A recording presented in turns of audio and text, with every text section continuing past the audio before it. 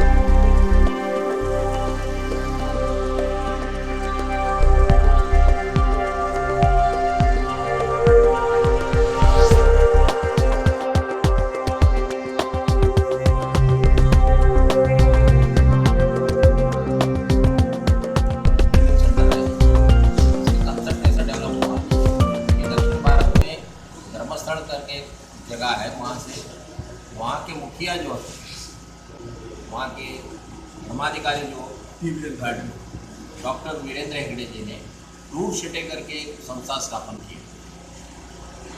वो संस्था स्थापन करने का एक उनका मुख्य उद्देश्य ये था, उस जगह में उस विस्तार में ऐसा हो रहा था कि अधिकतर लोग शहर की तरफ पलायन करते थे नौकरी या रोजगार ढूंढ के।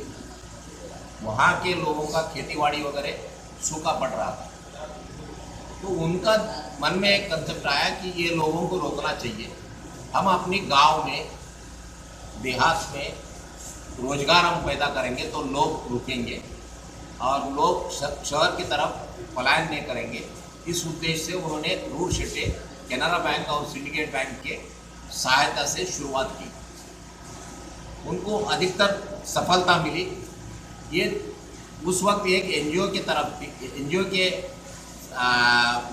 रूप में थी, और इसे सरकार ने, भारत सरकार ने यह सफलता देखकर भारत सरकार ने इसे अपनाया और ये रूरल डेवलपमेंट मिनिस्ट्री के तहत पूरे देश में जहाँ जहाँ लीड बैंक्स का हर जिले में इसका स्थापना की। दरभंगा जिले में इसका दायित्व सेंट्रल बैंक ऑफ इंडिया को दिए गए और हमारा बिल्डिंग भी बन रही है ये, और थोड़े शायद 3-4 महीने में हमारा बिल्डिंग रेडी हो जाएगा, तब हम वहाँ शिफ्ट करेंगे। अभी हम यहाँ जो रोजगार नहीं है लोगों को, जैसा कि वे ज़्यादा अगर लिखे पढ़े तो बड़े शहर की तरफ जाते, छोटे कोई 7वीं पढ़ा या 10वीं तक है, उसको कोई रोजगार उपलब्ध करना है तो उसके अलग अलग प्रकार के हैं। हमने जैसा कि ये लिस्ट में दिया हुआ मछली पालन है, पोल्ट्री है, इलेक्ट्रिशियन का है, प्लम्बिंग का है, इसका बहुत कमियां है। ये स्किल लोगों को इसमें रोजगार उपलब्ध होगा, इसके तहत हम लोग यहाँ ट्रेनिंग कर रहे हैं। ये हमने शुरुआत तो यहाँ 2011 से किए हैं, लेकिन अधिकतर हम छोटे पैमाने में पूरे जिले में हम प्रसार नहीं कर पाए। हमारे जितने साधन हैं उसके माध्यम से हम प्रचार करते थे, जहाँ जहाँ छोटे छोटे मोहल्ले में जाके हमारे FLCC गाड़ी के जो जरिए उसको प्रचार करते थे। तो हमें इसको थोड़ा व्यापक करना था, अधिकतर लोगों को इसका, क्योंकि ये निःशुल्क है और यहाँ रहने का और खाना सब फ्री है। विकास का अलग से कार्यक्रम करते हैं सर, उसके बाद जो पढ़े लिखे लोग हैं, IIT हैं, पॉलिटेक्निक हैं उनको, और दूसरे डेयरी फार्मिंग, वर्मी कंपोस्ट, मुर्गी पालन, मछली पालन, बकरी पालन, मधुमक्खी पालन, मशरूम उत्पादन, ब्यूटिशियन कोर्स महिलाओं के लिए, सिलाई कढ़ाई महिलाओं के लिए, मोबाइल रिपेयरिंग, मोटरसाइकिल मरम्मत, कंप्यूटर प्रशिक्षण टेली, कंप्यूटर प्रशिक्षण DTP, Madhubani painting, dairy, food processing, photography, videography, अगरबत्ती निर्माण, घरेलू विद्युत उपकरण की मरम्मत, मोटर रिवाइंडिंग, इलेक्ट्रॉनिक्स, प्लम्बिंग, इन चीज़ों का अलग अलग दिन का, कोई 6 दिन का है, कोई 15 दिन का है, कोई 30 दिन का है, ऐसा कोर्स है। तो 45 दिन का भी है। और इसमें 18 से 45 साल तक के लोग, तो 8वीं 7वीं पाठ से लेकर के BA में पास हो, कोई बात नहीं है, वो भी हमारे यहाँ है। और महिला हो पुरुष हो, किसी भी धर्म का हो, आय उनका अलग अलग हो, गरीब परिवार के हो, BPL के हो, सभी का लिए यहाँ पर यह व्यवस्था है। ट्रेनिंग लेने के बाद अगर वो हाँ आपने सर, आप लड़की अगर ट्रेनिंग हम शॉर्ट पीरियड का देते हैं, लेकिन हम उसका हैंड होल्डिंग अगले 2 साल तक करते हैं, जब तक वो किसी उद्योग में और स्वरोजगार में स्थापित नहीं हो जाए। उसको अगर वित्त पोषण चाहिए तो हम अपने बैंक से, दूसरे बैंकों से, जिला के जो अग्रणी पदाधिकारी हैं बैंक के, उनके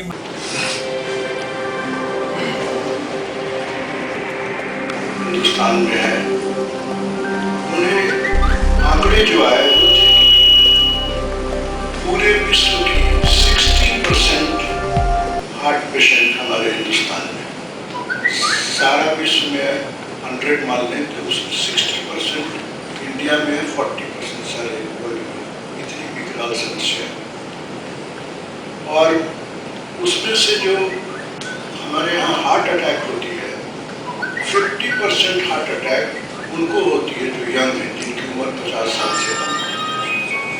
हमारे पश्चिम के देशों में एल्डरली पॉपुलेशन में हार्ट अटैक ज़्यादा होता है।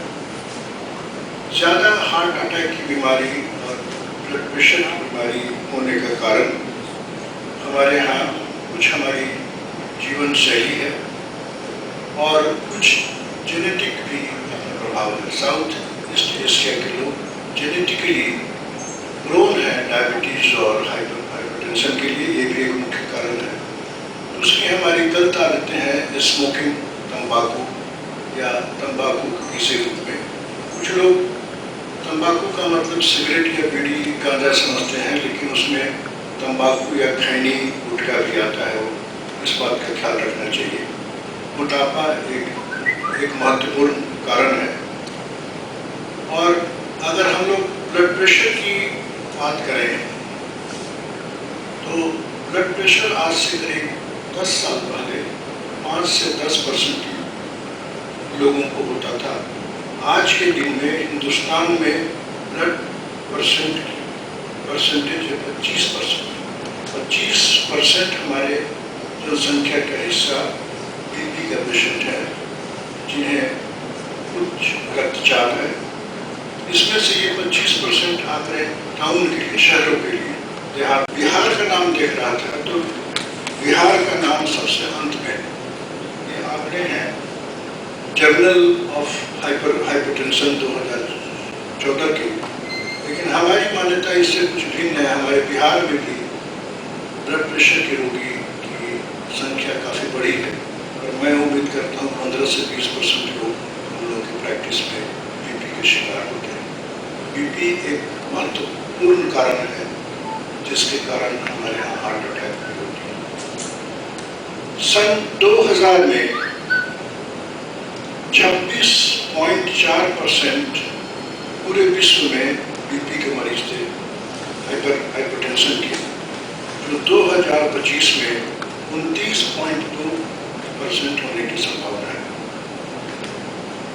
टोटल पेशेंट 2000 ईस्वी में 972 मिलियन, जिनकी संख्या 2025 में बढ़कर 1.56 बिलियन होने की संभावना है। पेशेंट हैं 20% विकसित देशों में और 80% रोगी विकासशील देशों में हैं। ये आंकड़े बहुत भयानक आंकड़े हैं। अल्कोहल का इस्तेमाल करना ये खुशी की बात है कि विगत कुछ महीनों से अल्कोहल के इस्तेमाल में भारी कमी आई है। सिगरेट, बीड़ी या धूम्रपान का करना, डायबिटीज एक महत्वपूर्ण कारण है। जो लोग भी आज डायबिटीज पीड़ित है, कुछ ही वर्षों में उन्हें ब्लड प्रेशर या हार्ट की बीमारी होने की संभावना है।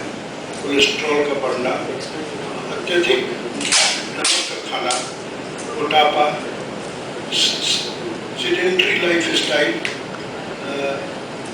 मतलब कि कोई ऐसे काम लगे रहना जहाँ उन्हें ज़्यादा बैठना पड़ता है कि मात्रा जो लोग शौकीन उन्हें कम करनी है।